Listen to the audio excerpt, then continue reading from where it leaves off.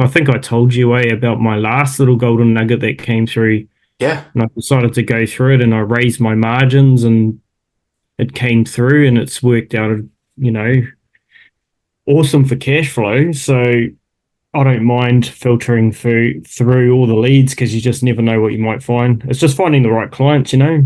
So this is essentially how to get six-figure projects from 200-word social ads. Right now, biggest thing to not confuse it with is social media versus social ads. Very two different beasts. And, there's a thousand different ways to kind of do this, but, there's Facebook, there's Instagram, there's Google, there's all those sorts of things. But it's never necessarily one specific marketing source that has worked the best. It's always been having multiple things going, and you end up having the cumulative effect of all of these parts to it. But regardless, we'll run through the social ad side of things.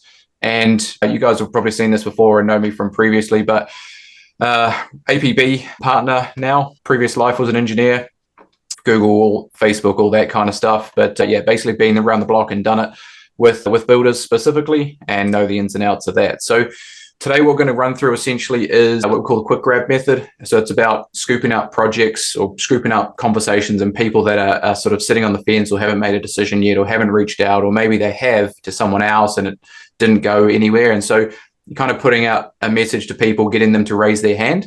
And that's how it's really effective, which is very different from when people are actively looking. So it has pros and cons. But we can run through the different parts of ad copy and a few different ways to do it really, really quickly, the framework around that, because there is a bit of a framework rather than just putting a one sentence that says, give me your name and we can talk.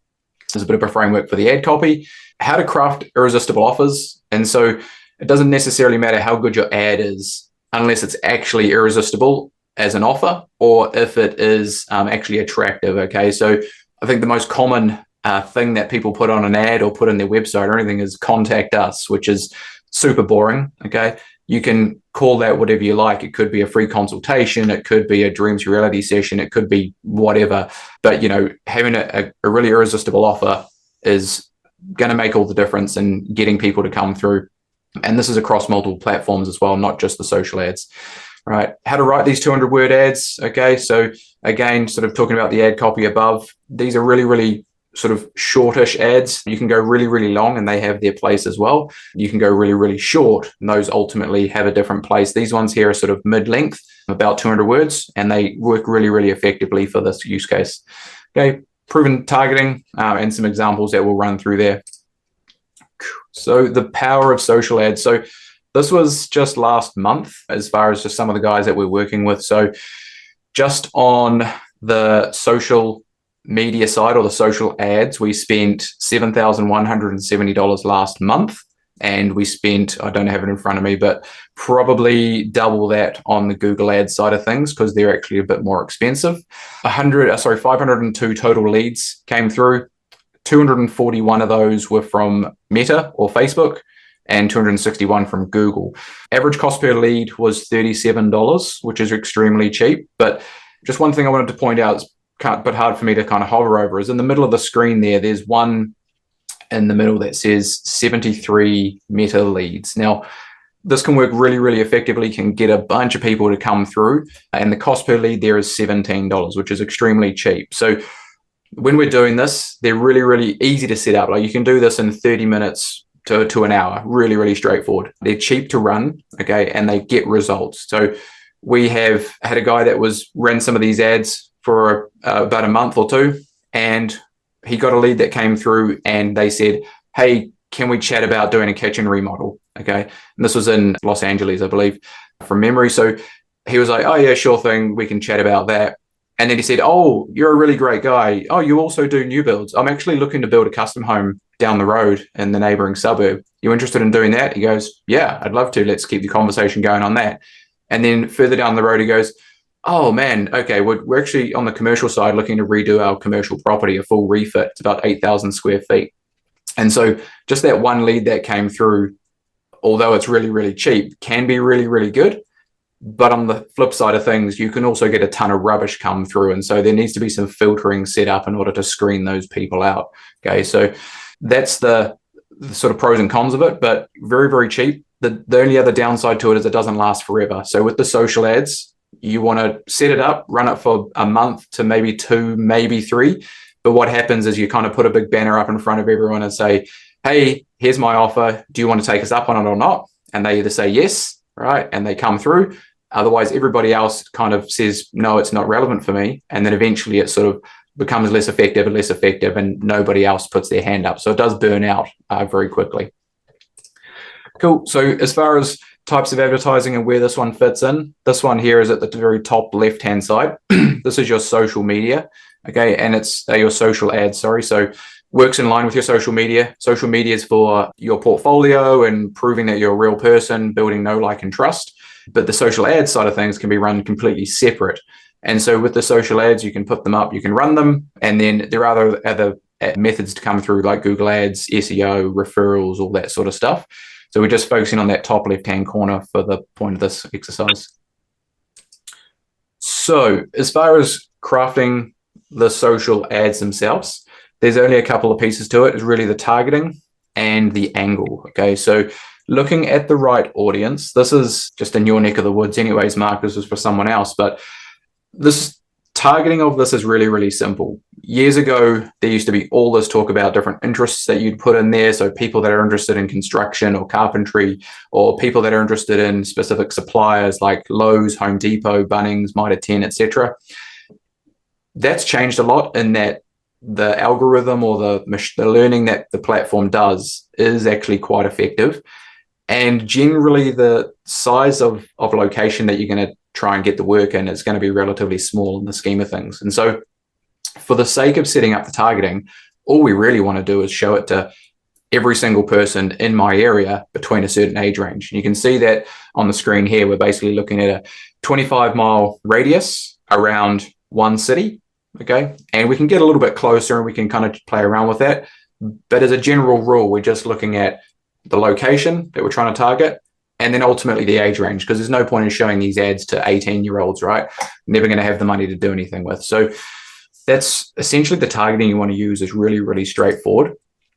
And then the creative and the ad copy. So this one here is an old example, but the framework is really, really effective. So what we want to do is use really nice visuals with contrasting colors. Where this has fallen over before is we've had people go, hey, why is this not working? Here's what I'm running. And they're using kind of like, not necessarily cell phone images, but cell phone images taken in bad light. And so if you have really dark colors that don't stand out, then it doesn't really do anything for you. So the point of the image is to stop the scroll. You imagine flicking through on your phone, flicking through, something grabs your attention, right? If you're interested in buying a red Ferrari, you're going to start seeing red Ferraris around the place, right? Probably not a hell of a lot, but let's change that up to a red Honda Civic. You'll start to see that type of thing really often. If you're looking to build or renovate, then you're going to start seeing that sort of stuff. You're going to notice that stuff a bit more. And so we want to use a visual that portrays that type of work. So things that work really well, mid-construction shots as well, as long as they are high contrast and really attractive looking in the colors that are there. Other things, interior shots work really well. And one sort of hack around this whole thing is using pictures of interior staircases. For some people, some reason, people just love staircases. For some reason, it works hella good. So this is the image here is to stop the scroll. And so this has got dark greens, it's got bright blues, and you can kind of see it's quite a contrasting image. The next thing people do is they look at the headline below it. Okay. And so in here, we want to call out our audience or state the offer. In this case, it's a free consultation, site inspection, and estimate. Okay. Then the next thing they do is dig deeper, and that's where they look a bit higher up into the ad. And that's where we run through some more details on the ad copy. So this ad copy itself is broken down into a few parts. Can't zoom in there, but essentially first piece of that first paragraph up there is we state the offer. Okay. Because people are basically really, really time poor, and we want to be really quick and to the point with our offer. Let people know what it is that we're actually offering. Okay. In this case, call out the audience. Are you looking to build or renovate? We're giving away 13 design and build consultations absolutely free. Okay. Now, this is just one example angle. Things have changed a little bit in that inflation has gone up, interest rates, that sort of stuff. A lot more people are advertising, giving away their time for free and that sort of stuff. And so the angle of this still does work, but not as effectively as it did previously, because ultimately there's 1,000 people offering similar things. Okay, so we always want to be trying to change up that offer and make sure it's unique. The next thing we want to do is break down the specifics of that offer, give some more details. And so for this one, we could just say, hey, get in touch and we'll have a meeting and we'll talk about your project. But you guys already do great work, and some of the things that you already do is you talk about design, you do a site walkthrough, you talk about selections and that sort of stuff around materials that they're looking to take up on. You talk about the timeline, estimates, right? So we want to spell out exactly what you do in more detail, and that's a lot more attractive than just a general chat. Next thing we want to do is fill it in with whatever you like. You can do other things like takeaway copy. And so, hey, if you're just looking to do up a bathroom, maybe this isn't for you. But if you're looking to do a whole home renovation, then keep reading. Okay. And then essentially what you want to do is give people instructions on how to take up the offer. Like, make it really, really clear. Here's what you do next. Click the button below, fill out the form, and then schedule a time to speak with our team. Okay. The rest of it is just, you can include scarcity and stuff like that, but that's kind of the main structure of it all. It's really, really simple format. So as far as the next thing that people generally struggle with is looking at the budgeting side of things. So these ads are really, really cheap, right? You saw before they were $17. They're typically between $25 and $50 a lead when you run it. Okay, so you spend X amount of dollars on marketing. You can turn it up and down on your daily budgets, but you need to factor in roughly 1 lead a day. And so $25 a day is a good budget to get started from. But what happens is you start spending money, you might get some leads come through, and then people get a bit scared that their credit card's been billed for $100. Now, because you're in a high ticket space, a lot of this is to do with the math. So this is just one example down below from a tracking platform that we're using for one of our guys. And so in the last 3 months, I think I pulled this from the 90-day period, he spent $2,700 on ad spend. Okay. He got, where are we? 104 leads come through at $26.10 each. Okay. Which is on par with what I just mentioned before about that $25 mark. 104 leads is a huge amount, right? And it's a lot of admin to filter through those. And so you need to qualify them, obviously. But he just got one sale from that 104. And that sale was a $650,000 new build. Okay. And so he spent $2,700 and got $650, 20%. So he's taking away basically $120K in profit from that $2,700. So with the type of work you guys do, it works out really well as far as the math. You just need to make sure that you're doing your bit in the middle and speaking with leads and progressing them through and all that sort of stuff. So where it doesn't work very well is if your job size is really, really small. And so people like landscapers, handymen, that sort of thing, it still works effectively, but you need to change up the strategy a little bit. And so for this stuff, it works really, really well because when you get a sale come through, generally a high ticket sort of price. Cool. So as far as measuring ad spend and all that sort of stuff, you really want to look at a couple of key numbers. So before the leads even come through, you want to look at the leading indicators. Is this campaign doing well or not?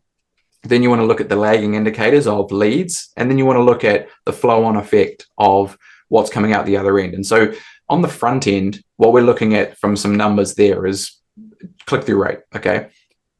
Essentially what the click-through rate is how many people saw your ad and how many people clicked it. The higher that percentage is, gives you an indication of, is this an attractive offer or is this an attractive ad? Generally for a click-through rate here, you're going to be sitting for a total link click-through rate. You need to be at least over 1%, and obviously higher the better. But anything below that, you're going to start to struggle to make the math work. So that's the initial numbers you need to look at. Is this ad attractive? The next thing is around conversion rate. And so conversion rate is how many people clicked and how many leads did you get. So you might get 100 clicks and we're trying to get as many leads as possible from those clicks. Generally, you're looking at around about 2 to 5% as a bare minimum, and then upwards of that, okay? And so then following on from that is, okay, cool, now I've got leads. How do we then judge the success of this whole thing? It's from sales, right? But if you've got only one sale coming through, you're doing custom homes, you only need 3 a year to make your entire pipeline full. It's really hard to get that much volume to get a feedback loop on, are we hitting success here? So there are some numbers in between, or some metrics in between that you can look at. And that's where we start to look at not necessarily number of leads, but number of marketing qualified leads. So is this person valid, right? Name, email, phone number. Are they in the right area, address or suburb? Okay. Are they looking for the right type of work? So are they coming through for a deck and a fence, or are they coming through for an addition and extension, that sort of thing? So that's on a basic level what you're looking for. And then sales qualified is how many people that came through that we followed up multiple times and got a hold of, how many people did we actually speak with, and how many site meetings did we get? Generally, for us, we're looking at if there's a site meeting being booked or had, that would be marked as an SQL, which is sales qualified lead. So marketing qualified, on paper, does it look good? Sales qualified, after speaking with them, are they any good? So that allows us to get, instead of looking at cost per lead, is cost per sales qualified or marketing qualified, allows us to see is quality good in that respect. Cool. Always want to be testing, which is really, really important. So quite often people will put one ad up and go, it's either working or it's not working. Now, what we want to do is ideally put up 3 versions of the same ad. You can be as simple as just changing out the image. You can change the headlines. You can change the actual body text of the ad and things like that. But just this test here, we had that picture I showed you before of a crane lifting some of the frames up. We had a picture of a kitchen. We had a picture of an interior of the living room, I think it was. And out of all of those 3 images, nothing else was different. All the text was the same. We actually found that the interior shot outperformed by double. Okay. So cost per lead for the interior shot was $45, and cost per lead for the kitchen and the crane was around about $90 to $92 a lead. So we would never know that unless we tested these different variations. And that's why we always want to chuck different variations in there, is because there's always something we can test. Is it going to work every time? No. Maybe you put it up and it fails, and that's cool. At least we know that that doesn't work. But when you set up a campaign, just try and always chuck up 3 variations of image at a bare minimum, and you'll just see what people are most attracted to. Okay. Cool. Lead qualification. So with the technology that we have nowadays, with the Facebook, with the social ads, this is really, really going to be helpful, is setting up automated systems. So for this, typically what guys will do is pick up the phone, speak with leads, try and email them, try and text them, which is fine. Getting a hold of them is going to be priority number 1. And then you want to obviously qualify them on the phone and stuff. Other people send out a qualifying questionnaire, which is cool. But at a bare minimum, let's try and connect with these people to qualify them and to get a hold of them. So this example here is a calendar. So once they've filled out the form on Facebook to give you their info, they come through to this page here and it says, hey, when's a good time for your phone call? And they can choose a time that works for them. So maybe they pick up the kids Monday to Friday school hours, and so that locks that time out, right? If you tried calling them at that time, it's going to be really, really hard to get a hold of them. Whereas if they're allowed to choose a time that maybe it's 9:30 in the morning works really well on a Tuesday, then they can choose that time and you can connect with them there. The next thing is qualifying them as far as are they a good fit? So now that we've got them on the calendar, let's try and run through some questions like, have you ever built or remodeled before, right? Is this person going to be easy to work with, or are they going to need a little bit more hand holding? Have you got finance in place? Have you got plans? Have you got permits, right? A ton of different questions that you can run people through there. You can do it via on the phone, talking to them. You can send them an email with a questionnaire on it, or you can have a form like this, which basically allows people to go yes, no, and fill out the details really quickly. So now what we're looking at is gathering more information on these people and going, are they a good lead in the right area, etc.? Yes, tick. Cool. Now we're looking at them going, okay, this person says that they're ready to get started now, but they've got no plans, they've got no designs, they haven't really started the process. They're going to be at least 3 months away. So you can get a bit more of a realistic picture of how to approach these people. And of course, there's some other automations and stuff you can do on the back end with following people up who aren't a good fit right now. Typically, you're going to make a lot more of your money from not the leads now that you get, but the leads that sit in your pipeline and get message after message after message over time. So that by the time you actually speak with these people, they've been getting messages from you every 2 weeks. They're educated, they're nurtured, and when they're ready and they've finally got their finance or their plans or whatever they're waiting for locked up, they'll come back to you and they're essentially going to be a slam dunk of a sale. Cool. So I've got a live walkthrough that I'm going to share after this. For the sake of time, I'm going to keep it very, very brief and won't need to do this now, but I can send that to anyone that's interested. Ultimately, you just need to go into Facebook. You need to have an account there, have some images ready, have the templated ad copy that I'm going to attach with this, and you can basically get that thing set up in about 30 minutes.